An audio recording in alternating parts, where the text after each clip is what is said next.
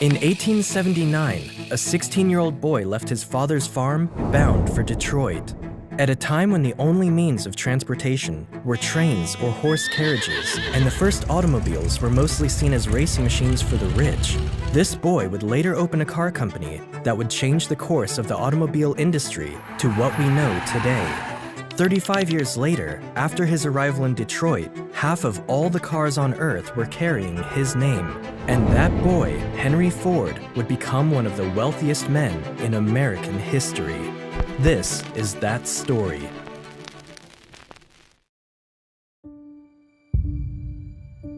Henry Ford was born on his father's farm on the 30th of July, 1863, in what is now Dearborn, Michigan. His father, William Ford, owned a farm where everyone in the family lived and worked. And being the oldest son of 6 children, Henry was expected to take over the family's business. However, he was nothing like his father and was never interested in his business. At the time, farming was labor-intensive, slow, and rigorous. While Henry did his best to help out on the farm, he hated the sheer idea of it. "I never had any particular love for the farm. It was the mother on the farm I loved." Henry Ford. Like most kids his age, Henry didn't like going to school and never made it past the 8th grade. He preferred to learn things on his own terms, and from a young age, he became very interested in mechanics. This curiosity for machines led him to study every piece of machinery he came across. At the age of 12, his father gifted him a pocket watch, and after playing around with its movements, he learned how to take it apart and put it back together in a matter of minutes, as well as the watches of his friends and relatives. He later gained a reputation as a watch repairman and began fixing watches for people in the neighborhood. When Henry turned 13, he came across a steam engine for the first time in his life during a school trip to one of Detroit's companies, and that's when his passion for mechanics became an obsession. And for the next few years, it became his new hobby. By the time he was 15, he had constructed his first steam engine. But his life took a turn when Henry lost his mother, Mary Ford, to a sudden illness.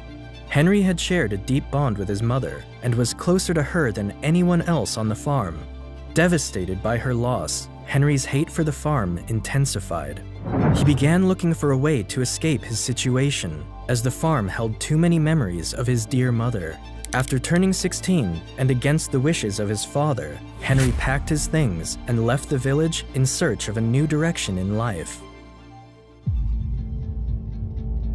At the time, Detroit was rapidly becoming a city of industry thanks to the steam engine, and the city was hungry for young engineers looking for work. It was here, in Detroit, where Henry would plunge headfirst into reinventing himself by learning everything there was to know about machines. He took a job at a streetcar manufacturing company known as Michigan Car Company Works. Unfortunately, Henry was fired only 6 days after he began. After being unemployed for some time, he found a job as an apprentice at the James Flower & Brothers machine shop, where he earned $2.60 per week. But it wasn't enough to cover his rent, so Henry made good use of his childhood obsession. He found a night job as a jeweler, cleaning and repairing watches 6 hours a night and 6 days a week for $3 weekly. Despite pulling so many jobs together to make ends meet, Henry would still study and experiment with machines whenever he had free time. In 1882, when he turned 19, Henry Ford decided to return home to Michigan. He still hated farming, so he did very little work there and spent most of his time playing and experimenting with the machines he found on the farm. Luckily enough, his father had purchased a portable steam engine, which had quickly become a norm among farmers. Henry spent most of his time with this machine and became so good with it that a neighbor at his father's farm paid him $3 to operate his steam engine for him, and from there, Ford's talent and gift for machines spread across Michigan.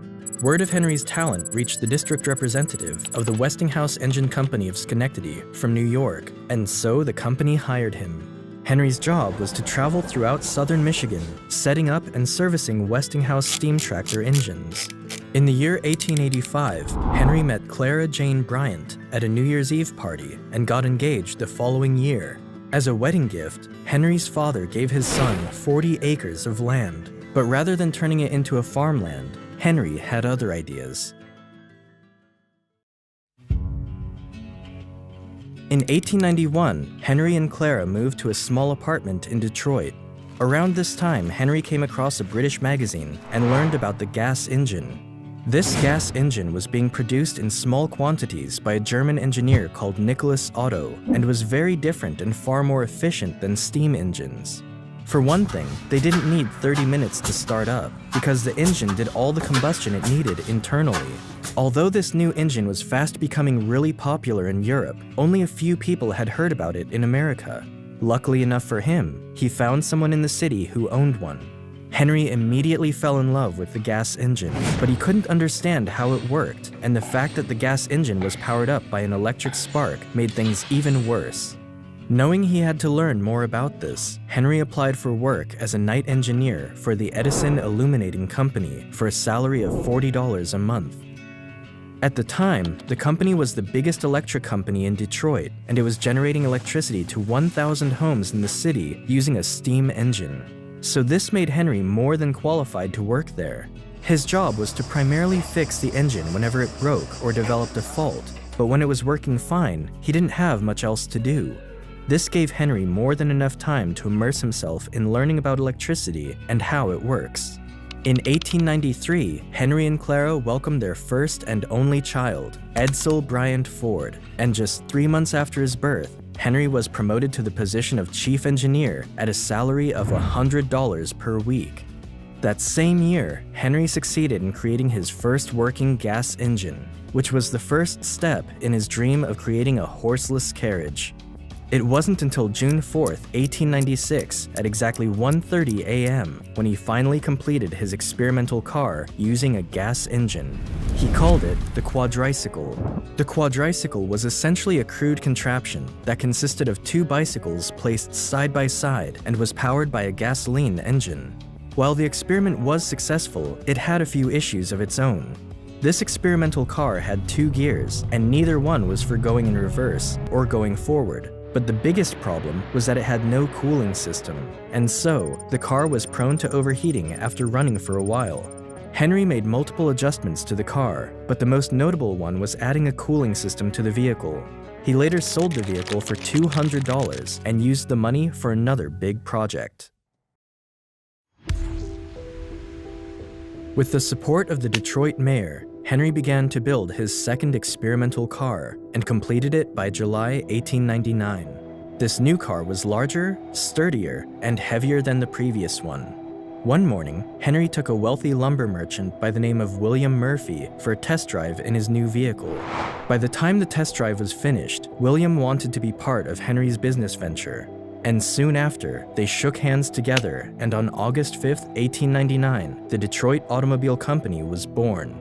Unfortunately, the company failed only a year later because of several reasons. Henry's ideas about improving the car he worked on were not in line with the stakeholders' ideas, who were pressuring him to make passenger cars. Another reason was because most of the parts that were required to make his cars were produced by different companies, and as a result of this, whenever a delivery was late, the whole factory had to sit back and wait for the delivery. This slowed production by a significant amount of time. His first car, which he called the delivery wagon, took 6 months to make, and only 20 of them were made during the company's first 2-year existence.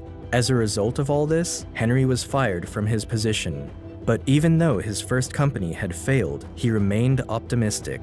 Failure is simply the opportunity to begin again, this time more intelligently. Henry was actually relieved when he was sacked because there was less pressure on him, and now he could focus on other things. Henry decided to turn his attention to racing cars. The reason was simple. Racing cars had become a very popular sport in the United States, and Henry wanted a platform to showcase his cars and their quality. And besides, despite knowing a lot of very popular people in the city, not many of them would be willing to invest in his ideas after what happened with the Detroit Automobile Company. A year later, Ford's newly designed racing car defeated the vehicle of Cleveland automaker Alexander Winton, as well as the nation's leading national racing driver, Grosse Pointe. Henry's 26-horsepower vehicle became the talk of the town, and that kind of popularity gave investors the confidence they needed to back Henry the second time. The result was the birth of the Ford Motor Company, with Henry as the chief engineer. Not too long after, Henry's position was again hanging on a thin thread. The reason was because Henry continued to work making race cars, which infuriated his investors. They wanted him to create passenger cars they could sell to the masses, and so they brought in another Henry, Henry Martin Leland, to do their bidding. Ford was annoyed they had brought in someone else to take over his place, and so he left the company. In his autobiography, Henry is quoted saying, "I resigned, determined never again to put myself under orders." Henry Leland, on the other hand, followed the wishes of his investors and went on to create what today we know as the Cadillac. With Henry Ford gone, the name of the company was changed from Ford Motor Company to the Cadillac Motor Company. Henry and a former racing cyclist by the name of Tom Cooper continued building racing cars. In 1902, they produced the Ford 999, an 80-horsepower car that was driven by Barney Oldfield, a former bicycle racer who had never driven an automobile in his life, surpassing Winton's car again. By 1904, Henry's new car broke all the American records, driving at a top speed of 91.4 miles per hour. With these records and victories, Henry had established himself as the best American designer for racing cars. With that kind of reputation, he knew he would be backed again by investors whenever he was ready to start up his third company.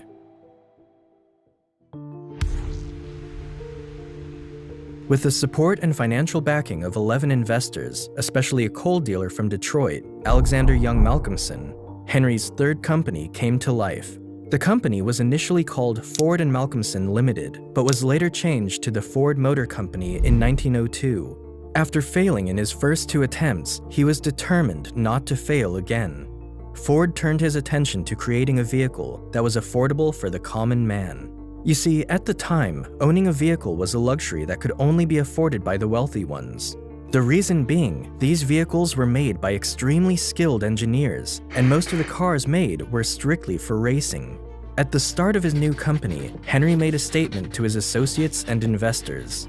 "I will build a motor car for the great multitude, constructed of the best materials, by the best men to be hired, after the simplest designs that modern engineering can devise, so low in price that no man making a good salary will be unable to own one."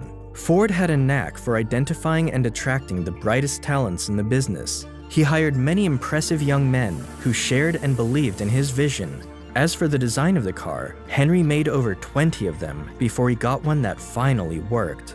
He called it the Model A. For the next 5 years, Henry kept improving the Model A, which was followed by the Model N. But in those 5 years, what really changed wasn't the improvements of his designs, but how they were being made.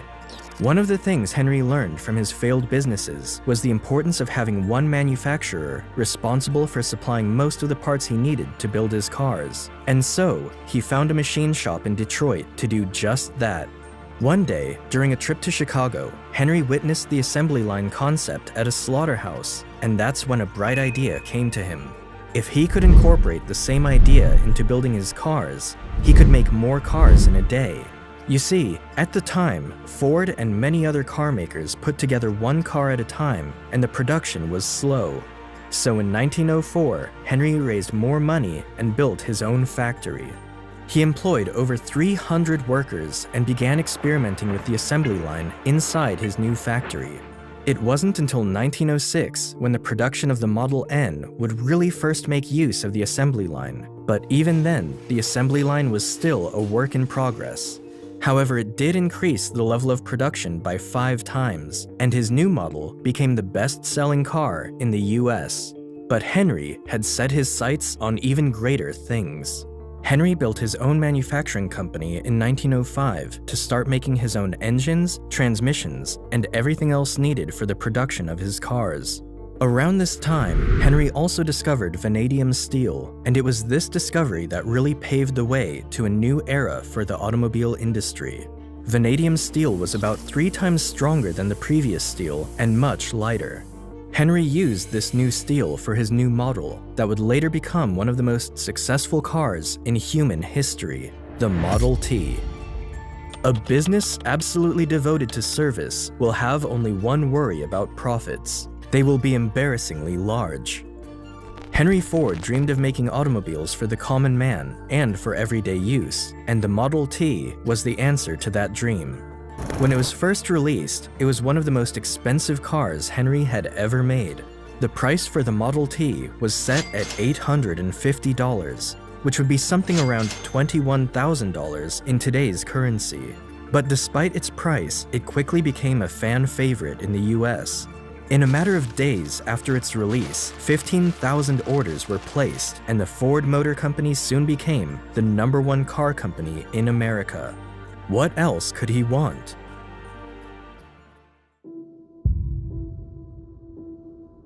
Henry realized he needed a bigger factory to produce over 100 Model Ts a day, and so, in 1910, he built a new plant in Highland Park, Michigan. After several experiments, the assembly line was officially in working order by 1913. This allowed work to be taken to the workers rather than the workers moving in and around the vehicle. The vehicle was pulled down the line, building it step by step, and the new process reduced the time of production from 12 hours to 90 minutes. By 1914, their production rate of over 300,000 vehicles was more than all the cars produced by other car manufacturers combined. Between 1910 to 1916, the number of Model Ts being produced moved from 20,000 to almost 1 million. By then, about half of all the cars on Earth were Fords. Henry had another brilliant game plan that would make him stand out in the automobile market. Every year, the number of the Model T's production output increased, so he reduced the price of the car. In fact, by 1916, the price of the Model T that once sold for $850 was now selling for less than $400. But that wasn't the only brilliant strategy Henry adopted. You see, despite Henry pioneering the age of the automobile in America with the assembly line, a lot of his workers weren't happy with this innovation. Many workers found doing the same thing over and over again boring, and the skilled craftsmen among them found their new job insulting, as they were tasked with just 2 duties instead of building a whole car. As a result, workers began to leave Ford to work for other companies. To combat this, Henry doubled the workers' wage, raising it to $5 a day. Many companies laughed at this move, believing it would quickly bankrupt the company, but it did the opposite. Mechanics from all over the country flew to Detroit in search of higher wages. We believe in making 25,000 men prosperous and contented, rather than following the plan of making a few slave drivers in our multi-millionaire establishments. Not only did Henry Ford increase the wages of the mechanics who now worked for him, but he also gave them an hour off from the number of hours they were required to work. The change in shift allowed Ford to hire a new set of workers for a third shift and create a 24-hour operation. Soon enough, many other car businesses had to do the same in fear of losing their workers to Ford. Henry had changed the business and manufacturing world across the USA. There is one rule for the industrialist, and that is, make the best quality goods possible at the lowest cost possible, paying the highest wages possible. In 1919, Henry Ford grew tired of the interference from other investors in the company and decided to buy them all out.